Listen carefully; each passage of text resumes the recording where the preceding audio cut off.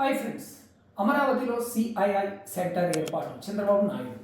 టాటా సంస్థ సహకారంతో రాజధాని అమరావతిలో సిఐఐ కేంద్రం ఏర్పాటు చేస్తామని సీఎం చంద్రబాబు నాయుడు తెలియజేశారు. పెట్టుబడులు, ఆకర్షణ, ఉపాధి కల్పనే లక్ష్యంగా సిఐఐ సెంటర్ ఏర్పాటు చేస్తాం. ట్రైనింగ్, అడ్వైజరీ సేవలతో ఇండస్ట్రీలో కాంపిటీషన్ పెంచుతాం. భారత్ 2047 విజన్ కోసం ముందుకు వెళ్తాం. సంపద సృష్టిలో భారతీయులు అగ్రగామిగా ఎదగాలి అని చంద్రబాబు ట్విట్టర్లో పోస్ట్ చేశారు. దిల్ రాజు ఇంట్లో ఐటీ సోదాలు.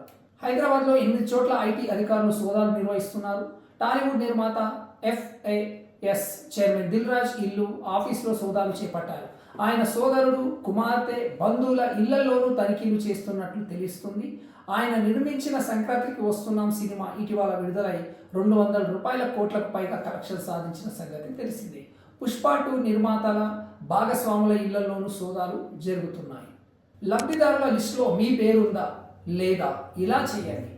ఈ నెల 26 నుంచి ఇందిరమ్మ ఇండ్లు, రైతు భరోసా, కొత్త రేషన్ కార్డుల ఇందిరమ్మ ఆత్మీయ భరోసా అమలు చేస్తామని మంత్రి పొన్నం ప్రభాకర్ తెలిపారు. వీటి అమలు విషయంలో ప్రజలెవరూ ఆందోళన చెందవద్దని, అర్హులైన ప్రతి ఒక్కరికి లబ్ధి జరుగుతుందని చెప్పారు. నేటి నుంచి గ్రామ సభల్లో లబ్ధిదారులను ఎంపిక చేస్తామని, అర్హత ఉండి లిస్టులో పేరు లేని వారు గ్రామ సభల్లో అధికారులకు అప్లికేషన్లు ఇవ్వాలని సూచించారు. డిప్యూటీ సీఎం అంశంపై ఎవరు స్పందించవద్దు, జనసేన పార్టీ. ఆంధ్రప్రదేశ్ మంత్రి నారా లోకేష్కు డిప్యూటీ సీఎం పదవి అంశంపై ఎవరు స్పందించవద్దని జన సైనికులకు జనసేన పార్టీ ఆదేశించింది. మీడియా ముందు కానీ, సోషల్ మీడియాలో కానీ దీనిపై ఎవరు మాట్లాడవద్దని సూచించింది. కాగా ఇదే అంశంపై నిన్న టీడీపీ అధిష్టానం కూడా తమ పార్టీ నేతలు, కార్యకర్తలకు కీలక ఆదేశాలు జారీ చేసిన విషయం తెలిసింది. ఈ విషయంపై ఎవరు బహిరంగ ప్రకటనలు చేయవద్దని సూచించింది. ఇండియాను వీడుతూ ఎమోషనల్ వీడియో. అమెరికా రాయబారి ఎరిక్ గార్సెట్టి పదవి పూర్తవడంతో ఆయన ఇండియాను వీడనున్నారు. ఈ క్రమంలో మన దేశం ఆయనకు అందించిన ఆతిథ్యం గురించి ఎమోషనల్ లెటర్ రాశారు. దేశంలోని 28 రాష్ట్రాల్లో పర్యటించినప్పుడు ఆయనకు ఎదురైన మధుర జ్ఞాపకాలను వీడియో ద్వారా పంచుకున్నారు. ఇక్కడ సంస్కృతులు, రుచులు, పర్యాటకం, సందర్శించిన ఆలయాల గురించి వెల్లడించారు. ఈ వీడియో వైరల్ అయింది. And you've shared with me the places that you live, learn and worship.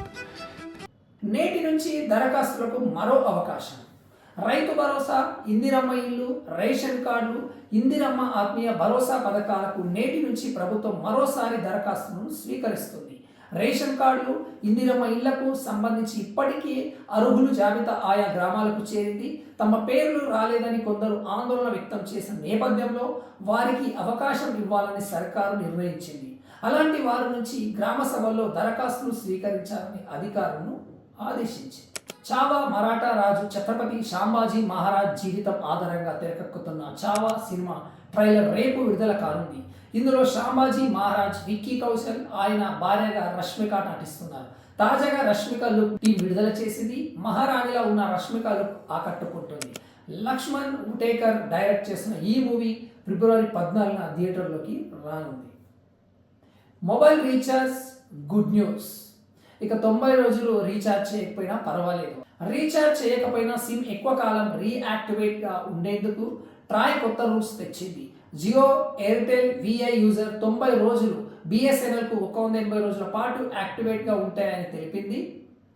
అనంతరం సిమ్ డియాక్టివేట్ కాకుండా ఉండాలంటే నెట్వర్క్ అనుసరించే రీఛార్జ్ తీసుకోవాలంది. ఇది ₹20తో స్టార్ట్ చేయాలని ట్రాయ్ సూచించింది. 2 సిమ్ కార్డులు వాడేవారికి ఇది గుడ్ న్యూస్ అని చెప్పవచ్చు.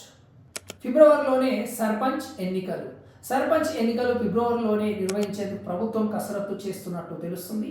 ఎన్నికల్లో బీసీ రిజర్వేషన్ల పెంపుపై త్వరలోనే ప్రభుత్వానికి అందే నివేదికను అసెంబ్లీలో ఆమోదించాలని ఆలోచిస్తుంది. ఫిబ్రవరిలోనే నిర్వహించాల్సి వస్తే 15 నుంచి 20 రోజుల్లో ఎలక్షన్ పూర్తి చేయనుంది. మార్చిలో ఇంటర్, ఆ తర్వాత 10th పరీక్షలతో ఎన్నికల నిర్వహణకు ఇబ్బంది అవుతుంది. ఫిబ్రవరి కాకుంటే ఏప్రిల్ వరకు ఆగాల్సిందే.